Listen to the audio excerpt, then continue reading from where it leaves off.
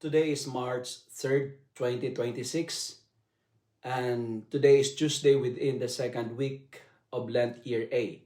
Good day, my dear friends. In today's Gospel, from the beautiful and the wonderful account of the Gospel of Matthew, chapter 23, verses 1 to 12, Jesus speaks with painful clarity about the danger of religious hypocrisy, doing holy things for applause rather than for love. He exposes the scribes and Pharisees not to humiliate them, but to awaken all of us who can easily confuse ministry with self-promotion. You know, as a priest, today's gospel unsettles me because it reminds me that wearing a collar like this, preaching eloquent homilies, if I may say, or sitting in places of honor and pedestal means nothing if my heart secretly desires recognition more than obedience. They preach, but they do not practice what they preach. You know, those words echoes like a warning bell to every disciple who teaches the faith, especially myself.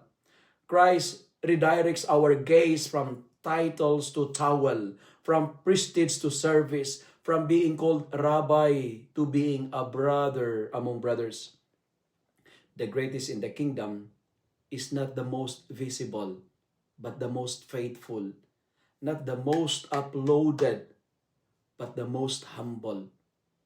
In a world that counts followers and measures influence, Jesus measures love expressed in hidden service.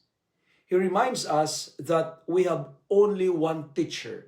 We have only one Father and one Master, God Himself. And all authority we hold is borrowed, entrusted for the sake of lifting burdens, not adding to them. True and authentic greatness in the church is kneeling before others, carrying their crosses, and allowing ourselves to be small so that Christ may be seen or acknowledged as great. For whoever exalt himself will be humble. But whoever humbles himself silently, sincerely, and steadfastly will be raised up by the very hands of God. Let me end my reflection with these important questions to reflect. It's good to ask ourselves, do I genuinely rejoice when others are praised or promoted instead of me? And how is the Lord inviting us right now to grow in humility and authenticity? Lord, purify my intentions. Let me seek not to be seen, but to serve. Not to be praised, but to love. Make my life a hidden offering for your glory alone. If you love and like this reflection, kindly share it with your friends, share it with your family, make the Word of God viral so that many will be blessed. Amen.